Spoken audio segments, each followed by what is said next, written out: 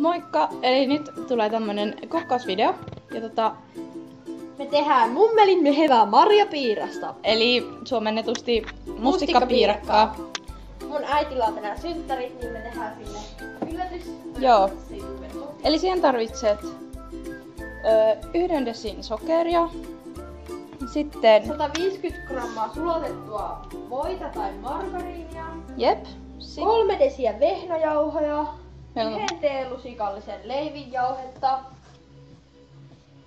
Ja 1 kananmunan pohjaan siis. Ja täytteeseen 1 purkin kermaviiliä. 1 kananmunan, 0,5 desiä sokeria ja noin 5 desiä marjoja. Joo. Ja meillä on tämmönen hieno sydänvuoka ja se pitää tosiaan voidella. Joo. Tietenkin mustikoita. Me vähän mukautetaan sitä, koska meillä ei oo kermaviiliä. Joo. Niin teemme nyt ilman kermaviiliä. Me sulatetaan tää voi tässä niin pellillä, eikö mikä tää on?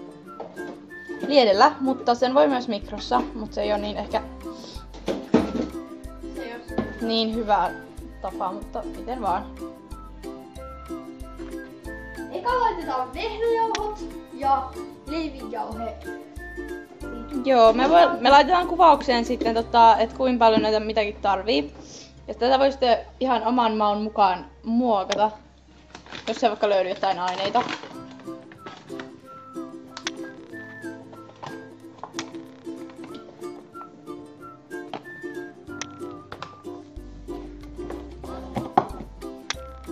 Nyt siinä on 3 desiä. Tässä vaiheessa uunin voi laittaa Asetetaan asteeseen. Joo.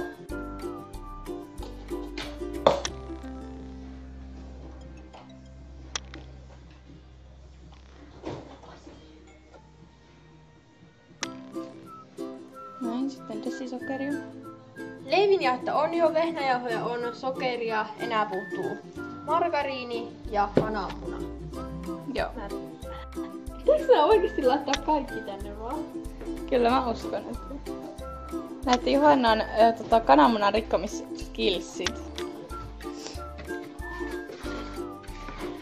Miten musta tuntuu, että tää menee pilalle? No älä. Sen näkee sit lopputuloksessa. Hui vitsi.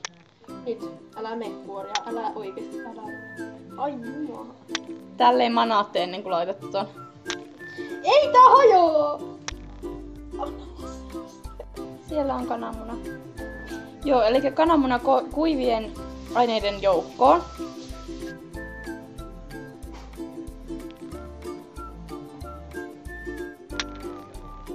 Sitten sulanut margariini laitetaan ton joukkoon. Ja muistakaa sekoittaa hyvin. Tän taikinan pitäisi olla nyt tällaista, että se irtoaa tosta reunasta, jota on tämmöstä kiinteää.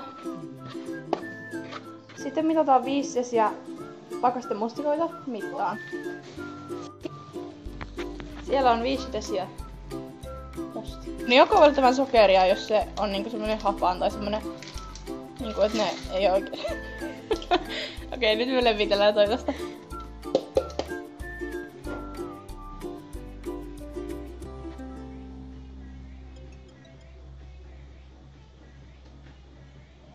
Okei, me nyt sovellettiin näin, että se kermaviilin sijaan me laitettiin maustamatonta jogurttia.